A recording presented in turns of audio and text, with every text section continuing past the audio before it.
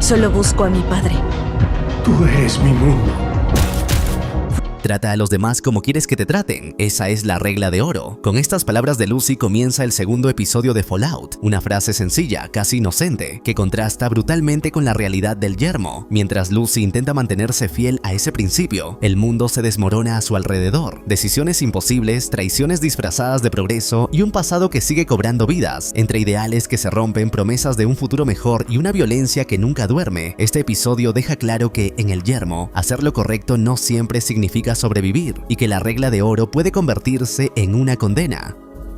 Es así como da inicio este segundo capítulo. En Shady Sands, lo primero que se nos muestra es a un Max del pasado, un niño pequeño que camina por la ciudad con una expresión despreocupada y feliz. Poco después aparece su padre, quien llena un frasco con agua y lo introduce en una pequeña máquina para comprobar su estado. Tras verificar que no presenta rastros de radiación, esboza una sonrisa aliviada y le entrega el agua a su esposa para que beba. Con entusiasmo le asegura que hay mucha más agua potable de la que imaginaban y que, a partir de ese momento, ya no tendrán que preocuparse por las raciones. Más adelante aparece un hombre, un NCR Caravaner, que avanza por el desierto mientras repite la frase: patrullar el Mojave casi hace desear un invierno nuclear. Este viajero finalmente ingresa a Shady Sands. La escena vuelve a centrarse en Max, ahora caminando junto a su padre. Sin embargo, algo rompe la tranquilidad del lugar. El cuerpo del miembro del NCR yace tendido en el suelo, rodeado por una multitud de personas visiblemente inquietas. El padre de Max se acerca para revisar lo ocurrido y, al llegar, pregunta de inmediato si alguien ha llamado al médico.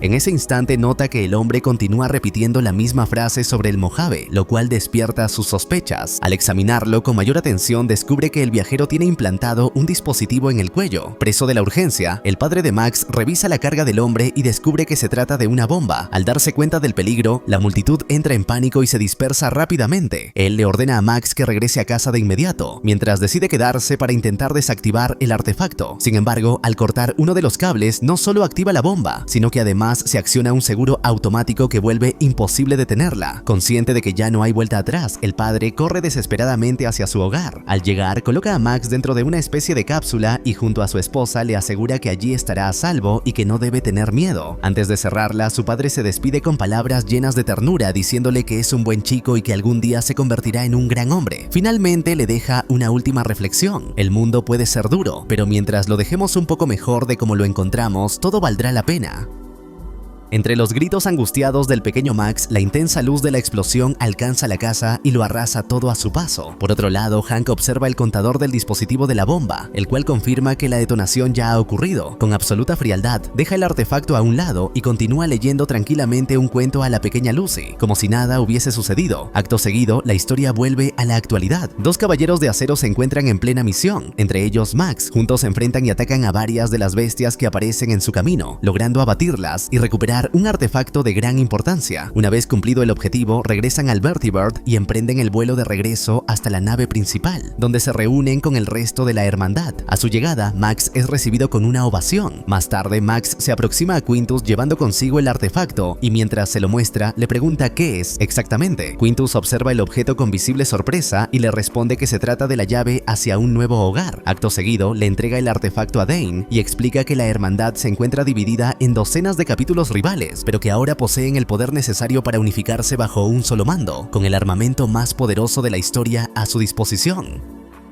En ese momento, dos hombres situados en el desierto justo debajo de ellos activan mediante un botón una serie de enormes molinos mecánicos que emergen desde la superficie. A medida que entran en funcionamiento, limpian la zona de toda la arena, dejando al descubierto el Área 51. El Elder añade entonces que junto a Max cumplirán su promesa de mejorar ese mundo decadente, palabras que provocan una sonrisa satisfecha en el rostro de Max. Por su parte, Lucy continúa su trayecto por el desierto junto a Cooper y Dogmeat. Más adelante, al acercarse a un edificio en ruinas, escuchan el grito desesperado de auxilio de una mujer. Lucy se detiene de inmediato con la intención de ayudarla, pero Cooper la frena y le dice que lleva años escuchando a personas quejarse, insinuando que intervenir nunca vale la pena. Esto provoca la respuesta firme de Lucy, quien le replica que si realmente las hubiera ayudado, entonces ya se habrían callado. Cooper concluye la discusión con amargura, confesando que él antes era como ella, pero que fue estúpido. Estas palabras molestan a Lucy, aunque no logran disuadirla. Decidida a ayudar a la mujer, avanza hacia ella, obligando a Cooper a acompañarla sin demasiadas opciones. Con la ayuda de Dogmeat llegan hasta la mujer, quien se encuentra tendida en el suelo, gravemente herida.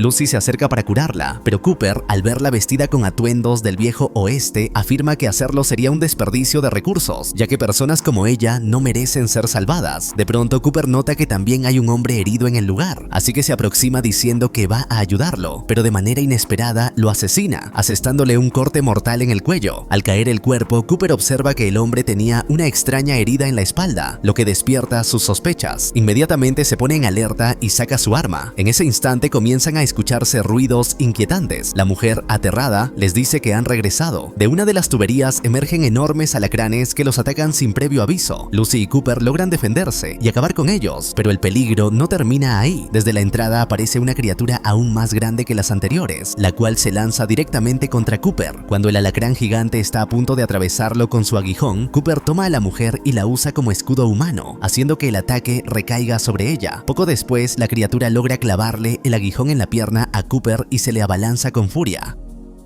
En el último momento, cuando parece que va a morir, Cooper saca una granada de su bolso, la activa y la introduce en la boca de la criatura. Luego lo empuja con todas sus fuerzas, provocando una explosión que acaba definitivamente con el alacrán. Tras el caos, Cooper le pide a Lucy el estimulante para tratar la herida provocada por el aguijón. Al mismo tiempo, la mujer, aún con vida y agonizando, también se lo suplica. Lucy explica que solo le queda uno. Dudando por un instante, finalmente decide dárselo a la mujer, argumentando que ella moriría sin él, mientras que Cooper no. Visiblemente molesto, Cooper le recuerda la llamada regla de oro. Lucy le responde con firmeza que esa regla solo aplica para personas y deja claro que él es repugnante y cruel y que ella no es como él. Antes de marcharse, le dice que llevará a la mujer de regreso a su hogar y que luego volverá por él, pidiéndole que reflexione sobre sus actos hasta entonces. Más tarde, una alerta de temperatura criogénica aparece en una pequeña pantalla dentro del refugio 31. En ese instante, varias cápsulas comienzan a abrirse, liberando a los ejecutivos de Vault-Tec, así como a científicos y planificadores del apocalipsis que habían permanecido en estado de congelamiento durante siglos.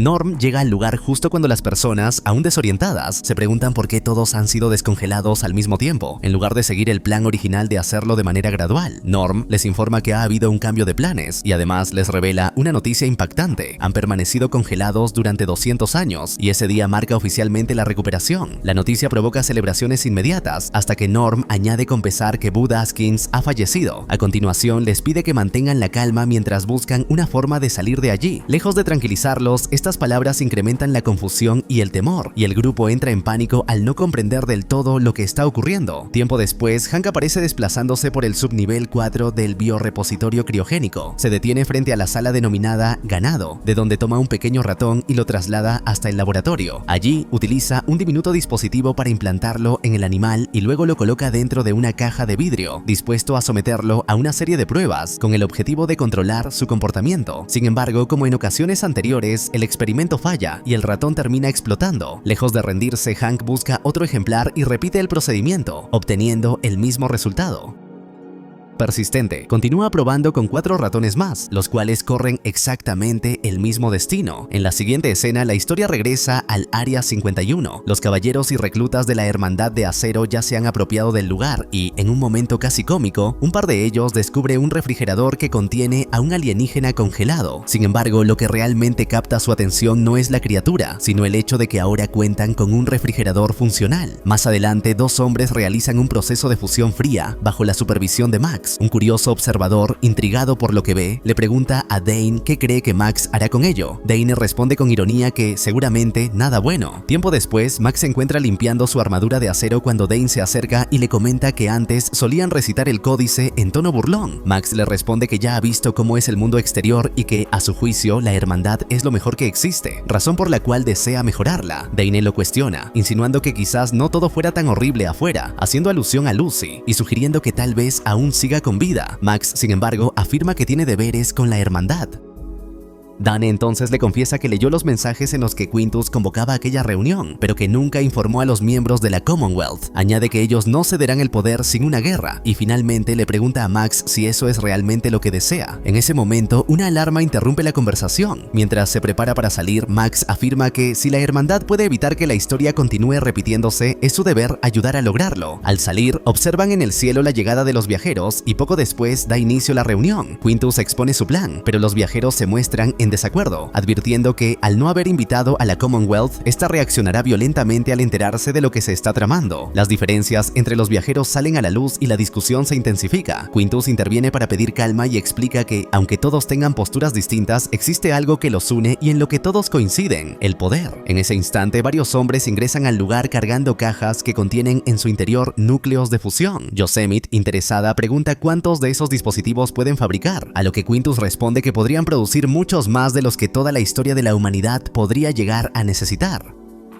Yosemite señala entonces que el códice prohíbe la violencia entre hermanos, aunque añade que dicho códice está abierto a la interpretación. Todos parecen estar de acuerdo y para sellar el trato brindan, mandando al carajo a la Commonwealth. En la siguiente escena volvemos con Lucy, quien avanza por el camino junto a la mujer, rumbo a su hogar. Durante el trayecto, Lucy le confiesa que su destino es Las Vegas. Sin embargo, la mujer le advierte que no debería ir allí y le recomienda regresar a casa, insinuando que no le gustaría saber que unos hombres equivocados pudieran abusar de ella. Confundida por esas palabras, Lucy responde que lo tendrá muy en cuenta. Poco después llegan frente a una montaña. Al alzar la mirada distinguen a varios hombres con antorchas observándolas desde lo alto. Lucy los mira con evidente preocupación. Instantes después escucha un ruido cercano. Aún así, intenta continuar el camino. Por otro lado, Norm intenta calmar la situación en el refugio. Reuniendo valor, les pide a todos que lo escuchen. Una de las mujeres, Claudia, le pregunta quién es. Norm se presenta entonces como el resultado de 200 años de ingeniería genética, una nueva raza de ejecutivos. Explica que todos los presentes fueron cuidadosamente seleccionados para ser su personal y que ninguno de ellos fue encerrado allí por accidente.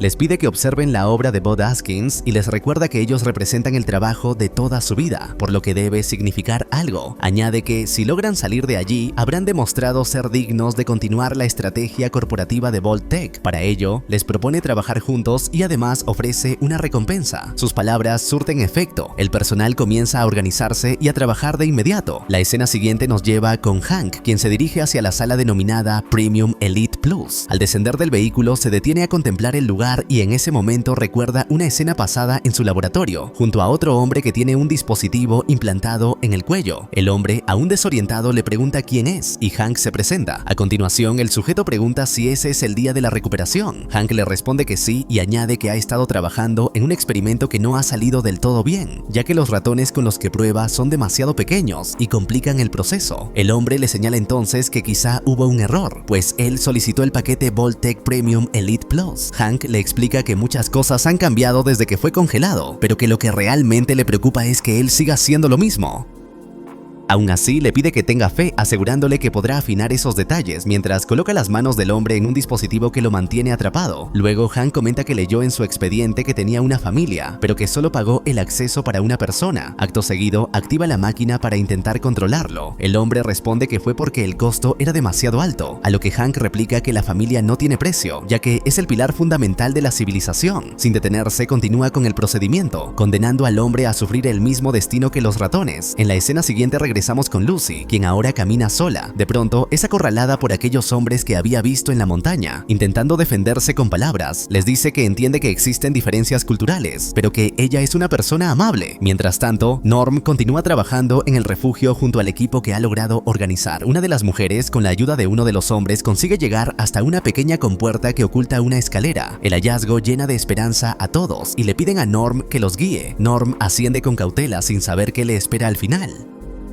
Al llegar, emerge al desierto. Los demás lo siguen y a lo lejos logran divisar el mar. Emocionado, Norm exclama que todo es hermoso. Por su parte, en el Área 51, la hermandad se encuentra celebrando una pelea entre dos caballeros de acero. De pronto, un individuo irrumpe en el lugar en busca de Max. Se trata de un aspirante abusivo que, con un tono serio y desafiante, le pregunta si fue él quien mató a la perra de la RNC Moldaver. Max le responde que sí, sin rodeos. El hombre, enfurecido, lo amenaza con hacerlo pedazos. Max considera retirarse, pero el aspirante no se lo permite. Decidido a enfrentar la situación, Max le dice que irá por su armadura. Sin embargo, el hombre vuelve a detenerlo, dejando claro que quiere pelear a puño limpio. La pelea comienza y la diferencia inicial es evidente. El hombre ataca con fuerza desmedida, golpeando a Max y derribándolo al suelo. Aún así, Max logra recomponerse. Responde con un golpe bajo y al incorporarse, lo derriba de una patada. El adversario vuelve a ponerse de pie, pero esta vez extrae un arma blanca de su bota y avanza de manera intimidante hacia Max.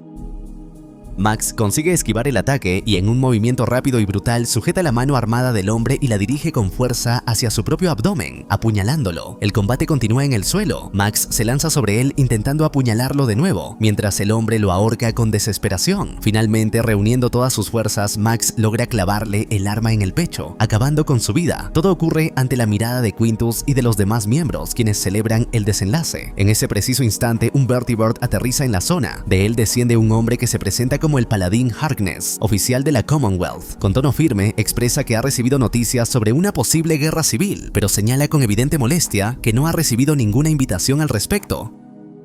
Y así concluye este episodio, recordándonos que en el yermo no hay caminos rectos ni decisiones puras. Cada acto de bondad es puesto a prueba, cada promesa de progreso esconde un costo, y cada intento de hacer lo correcto puede convertirse en una sentencia. Lucy lucha por no perder su humanidad. Max abraza un deber que lo aleja de ella, y quienes dicen querer salvar el mundo parecen cada vez más dispuestos a destruirlo para lograrlo, en un lugar donde el poder se impone sobre la compasión y la historia insiste en repetirse.